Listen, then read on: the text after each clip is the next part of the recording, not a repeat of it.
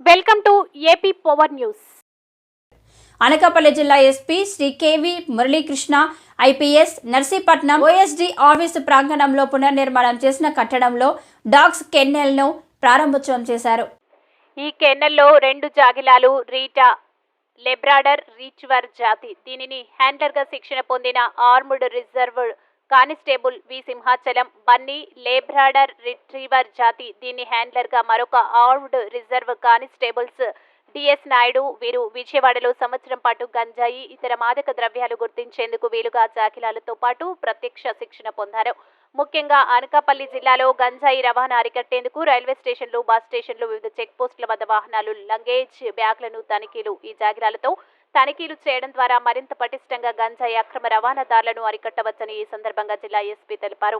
ఈ కార్యక్రమంలో Narsipatnam sub division అధికారి శ్రీ ఆదిరాజ్ సింగ్ రాణా, ఐపీఎస్ అదనపు ఎస్పీలు B Vijayabhaskar, P Satyanarayanarao, DSP P Nageswararao, ఇన్స్పెక్టర్లు రామకృష్ణారావు, సతీష్, వెంకట్రావు, గణేష్, హరి, ఇతర అధికారులు, సిబ్బంది తదితరులు పాల్గొన్నారు.